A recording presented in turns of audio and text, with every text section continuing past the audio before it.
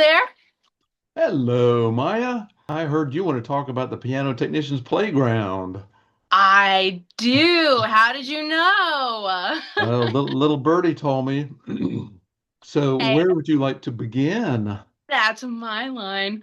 So I guess my question is, what are we going to see when we sit down at the piano technician's playground? What kind of stuff is going to be there? The playground, for those of you who have either never been there or never heard about it, is a training environment where we're going to have about 17 individual different kinds of stations there. And instead of walking in and sitting down in classroom style and watching a PowerPoint presentation or what you're used to at convention, this is going to be one where you go in and there's no teacher, there's no there's no curriculum. There will be mostly wooden jigs or little models. um, this is one of them right here. This is a model, a stringing model where you're going to actually put a string on this jig, tie a loop, and put a string on it. Um, you'll also see one of these. Yeah, this is one of the stations that deals with bending a vertical damper wire. But at this station, if you if you bend it too far, a light will come on and a buzzer will turn on. So if So, you beep, beep, that means you're turning it too hard. You're stressing this flange. So those are so it's two. like the game operation, That's basically. exactly what it's like. It's a lot of fun. These tasks are really basic tasks, putting string on a piano or tying knots, bending wire. They're basic tasks, but that doesn't mean they're easy. So come to the piano technician's playground and practice these things that you know are basic, but you just have to do them every now and then to stay sharp.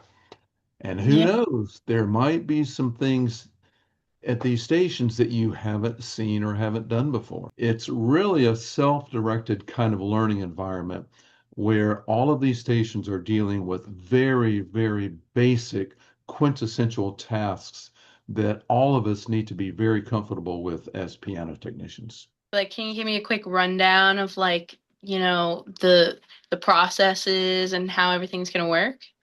When you walk in, there's not going to be an instructor to say, this is the agenda. When you walk in, there are going to be 17 different stations set up on different tables in the room.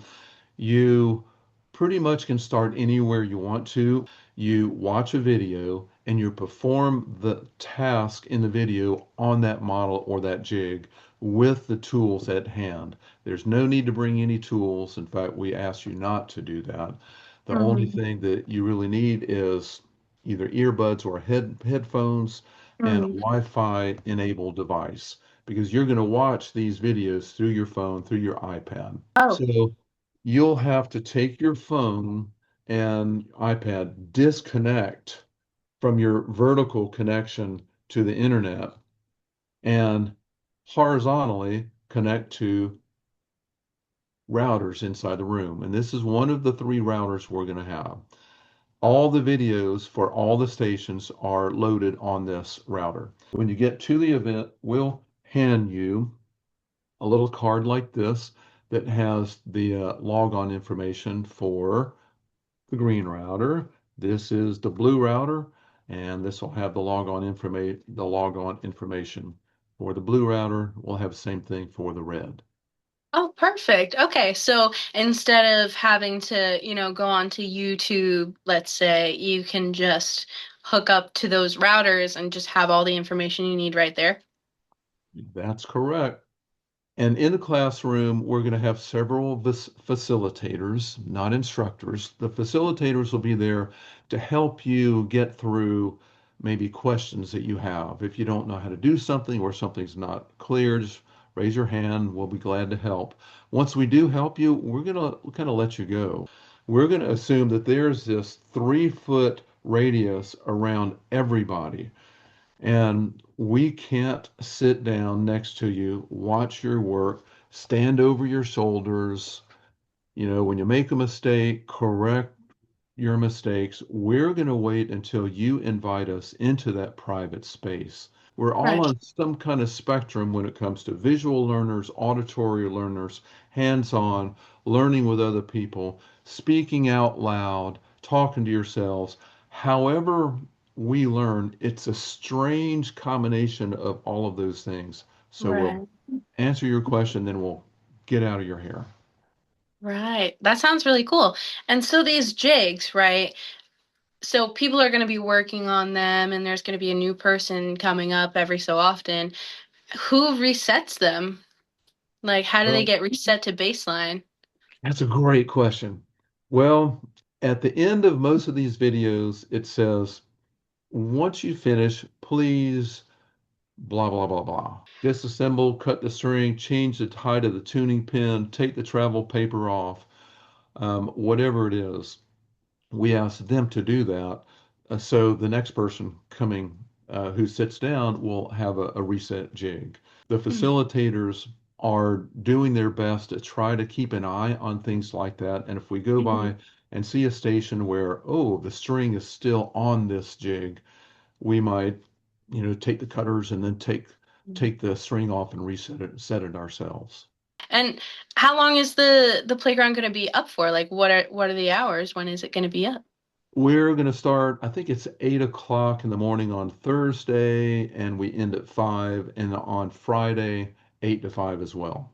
All day long. You don't have to sign up for it. Unlike the other classes, instead of on your schedule that you're putting together, I want to go to this class, and this Mhm. class, the playground is open all day long. However you want to engage with this material, however you feel comfortable, it's a real safe place to be. No matter what your experience level, no matter what, there's something there for everyone, no matter how much experience you have. That's really good to know, especially for me as someone who's just breaking into all of this. Knowing that there's somewhere I can go where I can just go in and try it is really cool, and it gets me really excited. I'm probably going to be spending a lot of time there. Try, fail, and adjust. You'll also see signs around probably a different color piece of paper, like maybe orange, so they kind of stand out, that says things like failure is an integral part of learning. Enjoy the struggle, or Enjoy feel the free to struggle. work in small groups. We all we all want to feel like no one is going to tell us how we're supposed to learn. And so these signs kind of set the stage for, hey, Maya, you can come in no matter what your experience, no matter how you prefer to Mhm. engage with material. This environment is set up to where you make all those decisions. If you do want input from facilitators, we're here. I mean, we love to help. But we also know that whenever we have an opportunity to help, we have an opportunity to interrupt your learning process. So we try to stay very sensitive to that. We all kind of need input from human beings, to make sure that we're doing the best that we can. Mhm. But we don't want to, the facilitators don't want to put ourselves in a position where subconsciously you're trying to please the facilitator. Is this work Mhm. good enough? And the facilitator says, "Oh, Maya, you're awesome. Oh, this is great. Yeah, you're the best ever. You're going to be a great piano technician." Subconsciously, now you're thinking, it's human nature. Next time I ask, John this question, you'll want the same response. So we try to take ourselves out of that. You're the one who needs to please yourself, not have to rely So, on someone like me. so You're building going to your piano tech self-esteem, essentially. self-esteem. I've seen people start at the stringing station where they're bending wire for the first time ever, and they start with making loops, and their loops are way too big. But that's only the first, second, third station. There's six Mhm. stations in the stringing section. By the time everyone gets to the end, man, their loops are great. Give them small successes. How are my coils? If they're tight, awesome. Right. Yeah. About the loop, they didn't ask about the loop, so we're not going to volunteer that information. They will figure that out. By the time they get to the end, their loops are looking pretty doggone good. So Right. we want you to just enjoy this whole process. That sounds amazing. It is amazing. It's a lot of fun. That's why we call it the playground. That sounds awesome.